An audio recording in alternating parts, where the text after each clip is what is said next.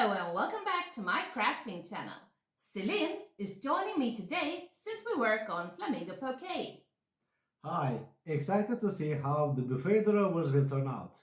Yes, I am very excited too. Yeah. So let's dive right into it. First, I'd like to give you a little recap of last week. Selim has two buffets with drawers that were not in the best condition. Underneath one of the buffets, there's also a cutting board that we started to repurpose into a shelf to place under the buffet. I sanded and painted both the drawers and the shelf black. Today, you are joining us for the final step. We will be wallpapering one of the drawers. To decorate the other drawer, I'll be using a birthday card with a flamingo, and you will get to see exactly how I will be turning the card into a part of the design.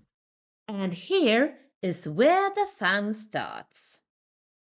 The first drawer has many small compartments, and I'm lining 5 of them with regular wallpaper. Since the old buffets are uneven, each compartment has its own unique measurements. To get a perfect fit, I use baking paper as a template for each compartment. I press the baking paper into each compartment, trace the edges with a pencil, and then cut it out.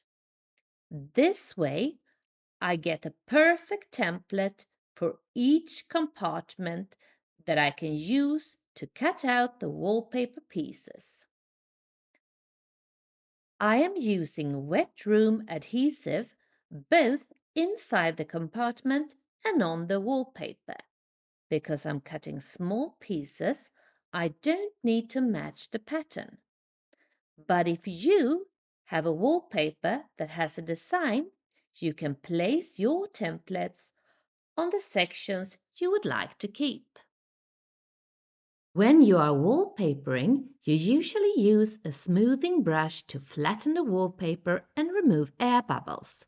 Since these compartments are so small, a regular wallpaper brush won't fit, so I'm using a paintbrush instead.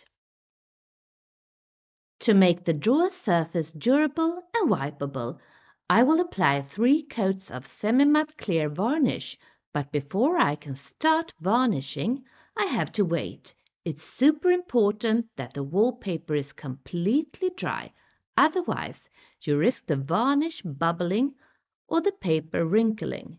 So I let it dry for at least 24 hours, but preferably 48, just to be on the safe side.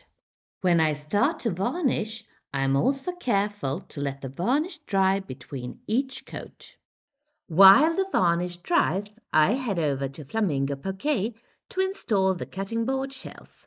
I attach it with 5 angle brackets, first measuring and marking their placement using a painter's tape.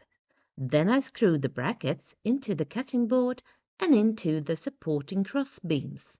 Normally, you'd need to pre-drill for angle brackets, but since both the brackets and the screws here are small, it wasn't necessary.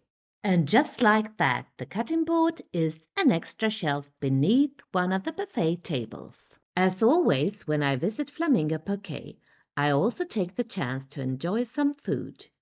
The menu has 11 delicious poke bowls, both warm and cold. You can also create your own bowl by combining your favorite ingredients. My personal favorite on the menu is the crispy shrimp bowl. When I get back home, it's time to decorate the second drawer. This one has 2 larger compartments, which I've already painted black.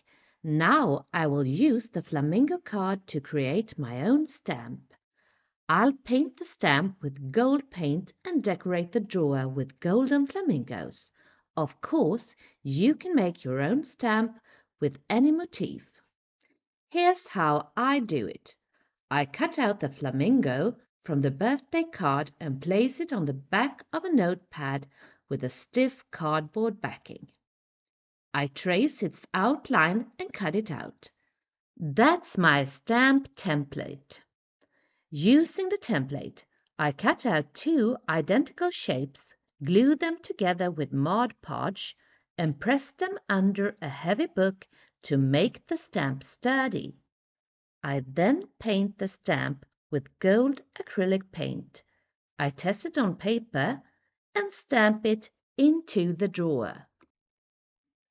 As you can see, the stamp doesn't cover perfectly in every spot, so I fill in some areas freehand with gold paint. You might also notice that the stamp creates a kind of small pattern. I think this is because the cardboard I used for the stamp isn't completely even. I actually think this becomes a fun detail when using the stamp. Each flamingo ends up with its own little pattern. Next, I paint the legs freehand. And finally, I coat the drawer 3 times with semi-matte varnish for durability. And here comes a tip. You can make stamps with any motif and use them on cards, furniture, home decor, or even fabric if you have textile paint. Your imagination is the only limit. Now it's time to take a look at some before and after pictures.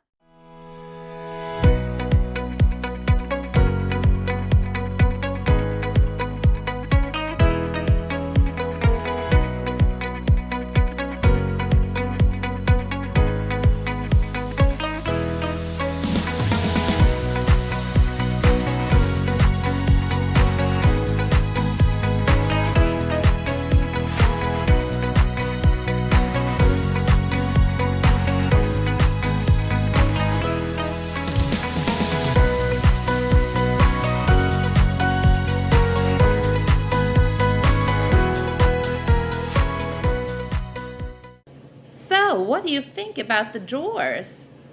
Well, they're very nice, amazing, well done. Look at it, it's very fresh and nice and beautiful. So we can put our teas here Yes. and it looks very nice. And it will be a nice surprise for the guests. Yes, of course. Yeah. And I can show you this one too. Yes. It's very nice and cozy. Yeah. Well done. Thank you. Thank you. I am very satisfied. Yes.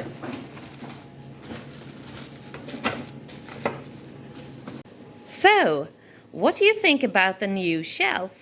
Well, it's just the way I wanted it. You know, this cutting board didn't have any function when it was here, and now I can use it as a shelf. And well done, very well painted.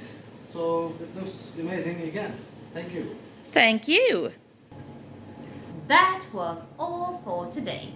But if you like this video, please consider to like, share and subscribe. And don't forget to click the notification bell so you don't miss any upcoming content on my channel.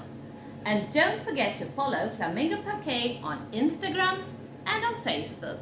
And don't forget to follow me. Okay, bye! Bye. Bye! Have fun crafting!